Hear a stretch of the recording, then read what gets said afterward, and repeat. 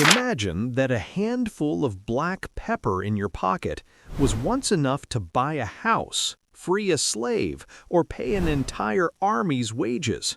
Yes, you heard that right. In the Middle Ages, pepper was known as black gold. It was counted grain by grain, kept in iron safes, and used to pay rent and taxes. But how did tiny seeds from the forests of India become the engine of world wars and the fall of empires? The story of spices isn't just about cooking. It's a tale of money, power, and the human greed that shaped our modern world.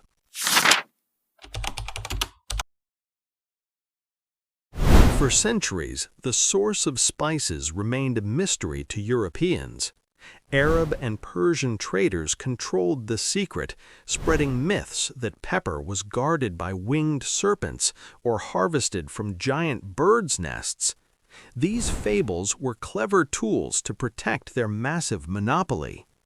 Spices traveled an epic journey, from the Malabar coast of India, across the seas to the Arabian Gulf, then by massive camel caravans through the Sahara to Alexandria and Constantinople.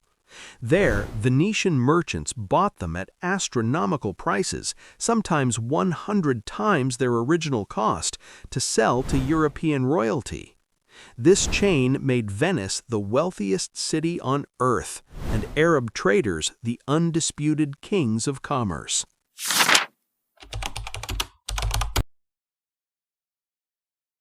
In the 15th century, everything changed.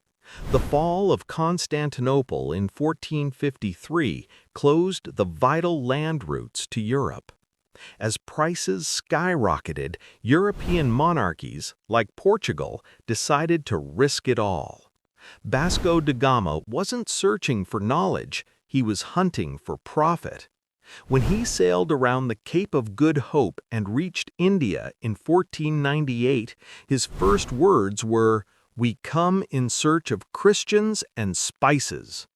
With one stroke, the Arab-Venetian monopoly was broken, and a new era of violent colonization began, where blood would be spilled for a pinch of seasoning.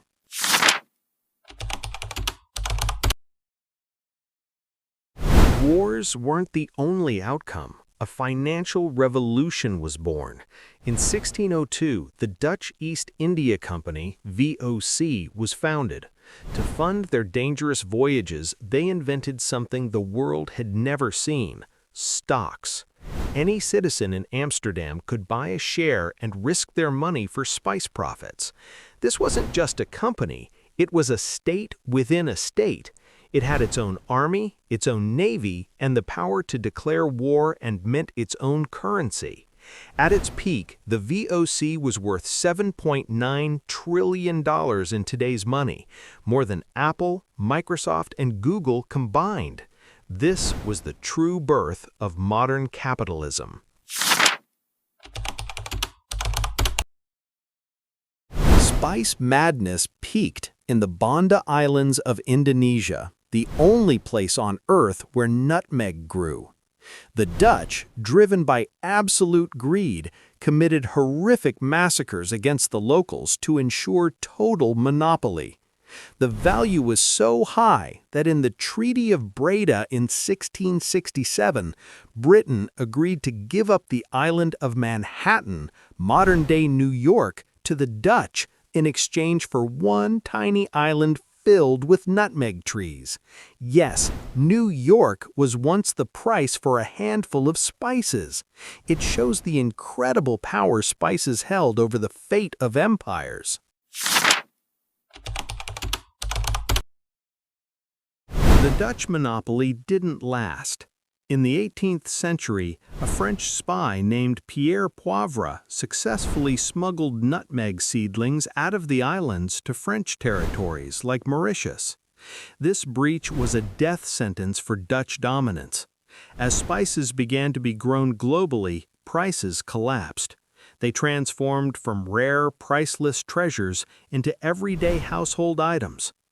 History taught us a vital lesson. No power can hold a vital resource forever. Humans will always find a way to break the monopoly. While the spice era ended, its legacy still rules our world. The modern financial systems, from stock exchanges to global corporations and central banks, were all born from the spice fever. Humans realized that collective capital could achieve what governments alone could not. This lesson remains the backbone of our global economy today, where corporations often hold more power than nations.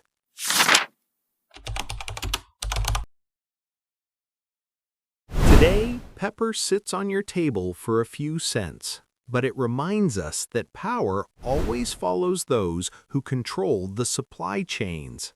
Yesterday, it was pepper. Today, it is semiconductors, big data, and artificial intelligence. So, what is the next commodity that will spark a new economic war and redraw the map of the world? Are you ready for the new spice race?